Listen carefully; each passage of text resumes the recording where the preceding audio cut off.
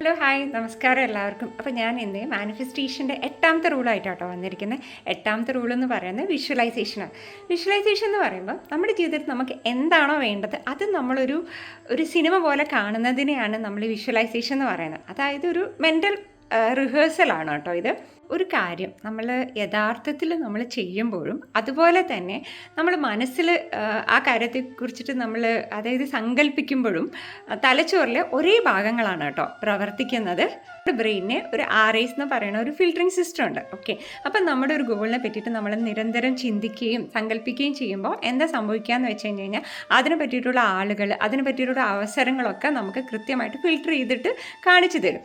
അതുപോലെ തന്നെ neuro plasticity എന്ന് പറയുന്ന ഒരു സംഭവം കൂടെ ഉണ്ട്. അതായത് പ്രത്യേകിച്ച് നമ്മൾ സ്പോർട്സിൽ ഇരിക്കുന്ന ആൾക്കാർ അല്ലെങ്കിൽ ഗവേഷണം ചെയ്യുന്ന ആൾക്കാർ അവരൊക്കെ എന്താ ചെയ്യാന്ന് വെച്ച് കഴിഞ്ഞാൽ ഒരു മാച്ച് തുടങ്ങുന്നതിന് മുമ്പ് അവർ കൃത്യമായിട്ട് ഈ മെൻ്റൽ റിഹേഴ്സൽ ചെയ്യും. അപ്പം അവർ റിയലായിട്ട് കളിക്കാൻ പോണ സമയത്ത് എന്ത് സംഭവിക്കുമെന്ന് വെച്ച് കഴിഞ്ഞാൽ അവരുടെ ഭയം കുറയും, കുറച്ചും കൂടി കോൺഫിഡൻസ് ഉണ്ടാവും, കൃത്യമായിട്ട് അവർക്ക് തീരുമാനങ്ങൾ എടുക്കാൻ പറ്റും. ധാരവാഡിൽ ഒരു സ്റ്റഡി നടത്തിയായിരുന്നു. എന്ത് ചെയ്തെന്ന് വെച്ച് കഴിഞ്ഞാൽ ഒരു കൂട്ടം ആൾക്കാരെ അവരെടുത്തിട്ട് പിയാനോ പഠിപ്പിക്കുകയായിരുന്നു. അതായത് റിയലായിട്ട് 2 മണിക്കൂർ നേരം പിയാനോ പഠിപ്പിക്കുകയായിരുന്നു.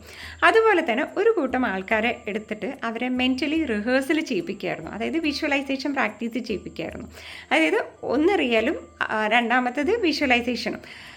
5 ദിവസം കഴിഞ്ഞപ്പം ഇവരുടെ ബ്രെയിനിൻ്റെ പുരോഗതി അവർ നോക്കിയ സമയത്ത് ഓൾമോസ്റ്റ് 2 പേരുടെയും സിമിലർ ആയിരുന്നു എന്നാണ് സ്റ്റഡി പറയുന്നത്. ഹെൽപ്സ് എന്ന് പറയുന്ന ഒരു ഒളിമ്പിക്സ് താരം 2008 അയാൾ ഗോൾഡ് മെഡൽ നേടിയായിരുന്നു.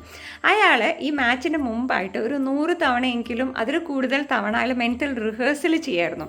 ആ മാച്ച് അയാൾ ജയിക്കുന്നതും ഒക്കെ അയാൾ കൃത്യമായിട്ട് അയാൾ മെൻ്റൽ റിഹേഴ്സൽ ചെയ്യായിരുന്നു.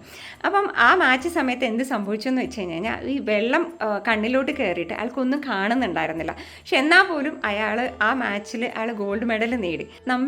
നമ്മുടെ ഗോളിൻ്റെ ഒരു ഔട്ട്പുട്ട് മാത്രം നമ്മൾ കാണരുത്, അതായത് അതിൻ്റെ പ്രോസസ്സ് കൂടി കൃത്യമായിട്ട് കാണണം. എന്നാലാണ് നമ്മുടെ മാനിഫെസ്റ്റേഷൻ കറക്റ്റായിട്ട് വർക്ക് ചെയ്യുക കേട്ടോ. ഫോർ എക്സാമ്പിൾ, നമുക്കൊരു പാർട്ട്ണർ വേണം, അല്ലെങ്കിൽ നമുക്കൊരു കല്യാണം കഴിക്കണം. അപ്പം നമ്മൾ ഒരാളെ കാണുന്നതും നമ്മൾ അവരെ മീറ്റ് ചെയ്യുന്നതും അവരുമായിട്ട് നമ്മൾ ടൈം സ്പെൻഡ് ചെയ്യുന്നതും കല്യാണം കഴിക്കുന്നതും ആ ഒരു ഫുൾ പ്രോസസ്സ് നമ്മൾ കംപ്ലീറ്റ് ആയിട്ട് നമ്മൾ വിഷ്വലൈസേഷൻ ചെയ്യണം. ആ ദിവസവും നമുക്ക് രാവിലെ ഉറങ്ങി എണീക്കുന്ന ടൈമിനും അതുപോലെ തന്നെ ഉറങ്ങാൻ പോകുന്ന സമയത്തും നമുക്ക് നമ്മുടെ ജീവിതത്തിൽ എന്താണോ വേണ്ടത് ആ ഒരു കാര്യം സബ് കോൺഷ്യസിന് നമുക്കറിയാം. അതുപോലെ നമ്പേഴ്സും വേർഡ്സും സംഭവങ്ങളും ഒന്നുമില്ല.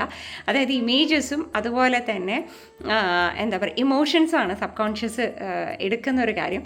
അപ്പോൾ നമുക്ക് വേണ്ട കാര്യങ്ങൾ നമ്മൾ എല്ലാ ദിവസവും രാവിലെയും അതുപോലെ തന്നെ രാത്രിയും നമ്മൾ കൊടുത്തു കഴിഞ്ഞാൽ നമ്മുടെ മാനിഫെസ്റ്റേഷൻ പെട്ടെന്ന് വർക്ക് ചെയ്യും കേട്ടോ.